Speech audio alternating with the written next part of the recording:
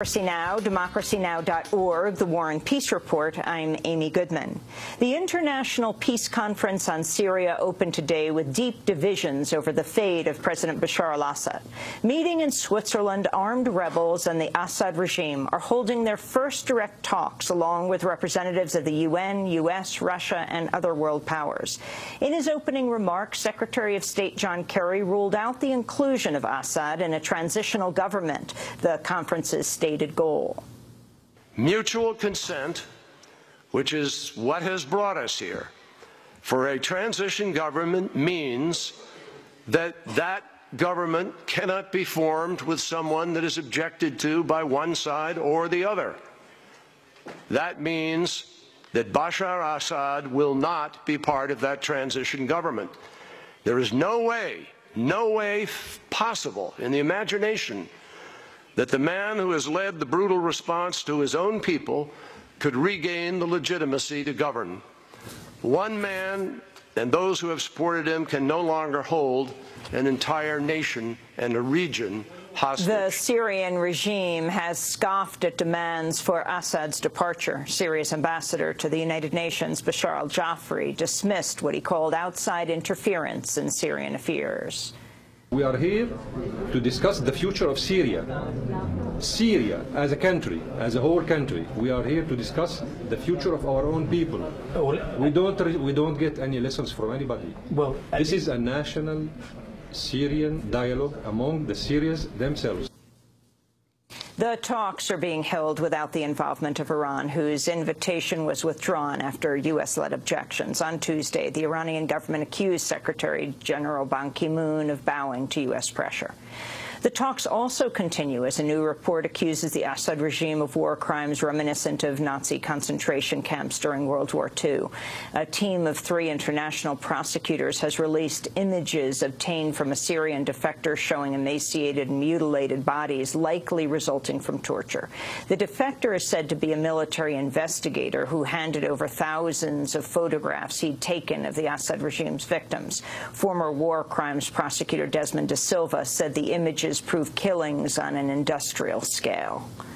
We came to the conclusion that the killings were of an industrial kind, that they were regular, they were persistent, and they were systematic, and they've been going on for years, such that the evidence we found would certainly underpin any count of a crime at international law. And the pictures were reminiscent of the worst pictures that came out of Belsen and Auschwitz after the Second World War.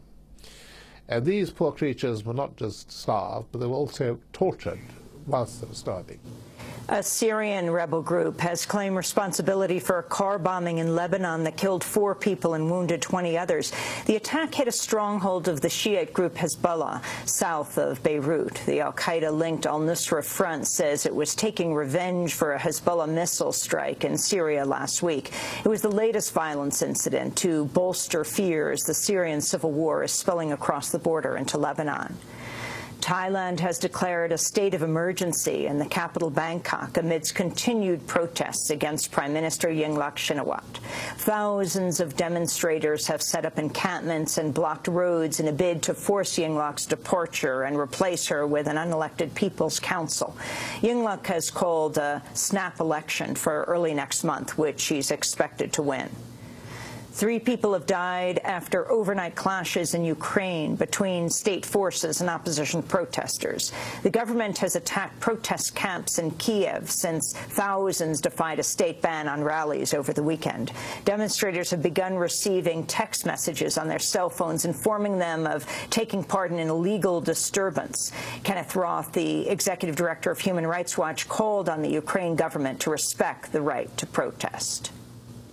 This individual seemed to have had intentions for the decedent and took the action the individual took, and then turned around and left the building and was taken into custody outside of the electrical engineering building moments after the act. of a polio vaccination team have been shot dead in the Pakistani city of Karachi.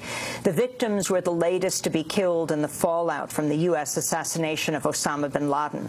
The Taliban began attacking health workers after it was revealed the CIA used a fake vaccination program to discover bin Laden's location. The European Union has frozen talks over a controversial section of a transatlantic trade deal with the U.S. to allow input from member states.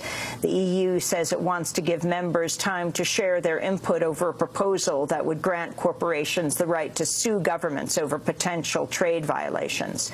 States will have 3 months to voice their concerns. States across the northeastern United States have declared emergencies amidst heavy snowfall and freezing temperatures. Thousands of flights were canceled Tuesday as over a foot of snow hit cities, including Philadelphia and New York City. The snowfall will be followed by frigid conditions reminiscent of the polar vortex earlier this month. Former Republican Governor Robert McDonnell of Virginia and his wife have been indicted on charges of illegally accepting gifts from a prominent donor. McDonnell and his family took more than $140,000 from Star Scientific CEO Johnny Williams. Federal prosecutors say McDonnell accepted the money in exchange for promoting Star Scientific's products and other favors. McDonnell's indictment was delayed until his term ended earlier this month. A student at Indiana's Purdue University has been killed in the nation's latest campus shooting. Purdue University Police Chief John Cox said a suspect was in custody after carrying out what appeared to be a targeted attack. This individual seemed to have had intentions for the decedent and took the action the individual took, and then turned around, left the building, and was taken into custody outside of the electrical engineering building moments after the act by a West Lafayette City police officer that was arriving to assist. Shooting is at least the fourth at a U.S. school in the past week. Last week, 5 students were shot at middle and high schools in Philadelphia, Albany, and New Mexico. And here in Utah, same-sex couples who were able to wed when gay marriage was briefly legal are suing the state for recognition. Over 1,200 LGBT couples got married after a federal judge struck down the state's ban on same-sex marriage late last month. But the Supreme Court halted the weddings pending Utah's appeal, prompting state officials to say none of the unions would be recognized. A lawsuit filed Tuesday by the American Civil Liberties Union says the marriage should be treated as the same as any other Utah marriage. And those are some of the headlines. This is Democracy Now!, democracynow.org, The War and Peace Report. I'm Amy Goodman.